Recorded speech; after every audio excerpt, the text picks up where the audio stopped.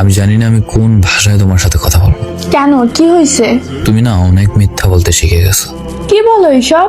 কি করছি আবার? কি নিয়ে মিথ্যা বলছি? আচ্ছা, তুমি তো নাকি আজকে বিকেলে আপুর বাসা যাবে বলছো, আর বলছো একটু ব্যস্ত থাকবে, আমি যেন কল না দিই, মেসেজ না দিই। তুমি বাসায় এসেই আমাকে কল এসএমএস দেবে, কিন্তু দেখো রাত প্রায় 12টার উপর হয়ে গেছে, তুমি আমাকে মেসেজ দাও না, অনলাইনে আছো। তুমি সব সময় এসব ছোটখাটো বিষয় নিয়েই পড়ে থাকো। আরে আজকে আপু ভাইয়া এরা সবাই আসছে, সবাই মিলে আমার ফোনে ভিডিও দেখে ফেসবুকে। তো আমি মেসেজ করার সময় ওনারা দেখে নাই, গেছে কই ওরা? তুমি একদম বেশি বেশি করো। হয়তোবা আজকে শেষ রাত, আর হবে না কথা কখনো।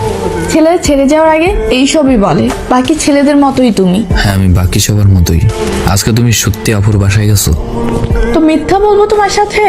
মানে তোমার সমস্যা কি? তুমি আমাকে এটা নিয়েও সন্দেহ করো? প্রশ্নের উত্তরটা দাও, তুমি আসলে আজকে আপুর বাসায় গেছো? হ্যাঁ, প্রয়োজন হলে আমার বান্ধবীকেই জিজ্ঞাসা করো। ছি, তুমি এত সন্দেহ করো আমাকে, আমি ভাবতেই পারিনি। তোমার বান্ধবীকে বলতে হবে না, ওনার সাথে আমার কথা বলা অনেক আগেই শেষ। কি বলেছো ও? মুক্তা শোনো। বলেন ভাইয়া। আচ্ছা, রাইসা আজকে কই গেছে? কেন? বলো প্লিজ। ও নাকি ওর বোনের বাসায় গেছে। আগে যে কোনো জায়গায় গেলে ও আমার সাথে কথা বলা ছাড়া থাকতে পারতো না, কিন্তু এখন ও ওর বোনের বাসায় গেলেও নাকি আমার সাথে কথা বলতে পারবে না। কল দিতাম না, মেসেজ দিতাম না, এসব বলে। ভাইয়া, আপনাকে আমি আর মিথ্যে কথা বলতে পারবো না দিনের পর দিন। আমাদের ফ্রেন্ডশিপ নষ্ট হয় হোক, তবে একটা ছেলের জীবন তো বেঁচে যাবে। রাইসা আসলে আজকে ওর বিএফের সাথে দেখা করতে গেছে। বিএফ মানে ও রিলেশন করে অন্য কারোর সাথে? জি ভাইয়া, ও আমারে মানা করতো এসব যেন না জানে আপনাকে, কিন্তু বেশি বেশি করতেছে। আমিও মিথ্যাবাদী হচ্ছে আপনার কাছে, আর পারছি না ভাইয়া। ওরা আজকে চাঁদপুর বড় স্টেশন ঘুরতে গেছে, আমারে বলে গেছে যদি আপনি জিজ্ঞেস করেন তাহলে বলতাম আপুর বাসায় গেছে। আচ্ছা, ছেলেটা কোথাকার? চাঁদপুরেরই, হাসান আলতে পড়ালেখা করে। মুক্তা যখন সব বলেই দিয়েছে, তাহলে আর লুকানোর কিছু নেই। তুমি আমার জীবনটা শেষ করে দিছো, পুরো জাহান্নাম বানাই দিছো এই 1 বছর 7 মাস। আমি আর পারতেছি না। তুমি কোথাও ঘুরতে যেতে দাও না, কোথাও ঘুরতে নিয়েও যাও না।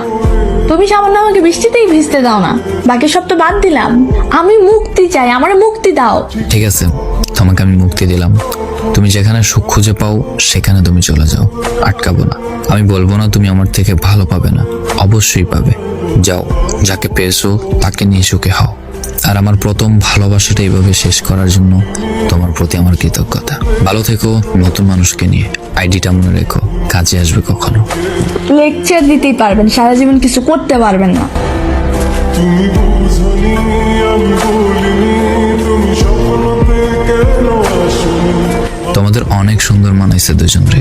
ছেলেটার অনেক ভাগ্য, তোমাকে মোনাজাতে চেয়েও পাইনি, অথচ ছেলেটা না চাইতেই তোমাকে পেয়ে গেছে। তোমার সাথে আমার যায় না, আমাকে ওর সাথে মানায়, আমার বান্ধবীরা সবাই বলে। এই ক্ষেত ছেলেটার জন্ম নেওয়াই পৃথিবীতে সবচেয়ে বড় অপরাধ। আর বলতে পারছি না কিছু, চোখের পানিতে মেসেজ করতে পারছি না।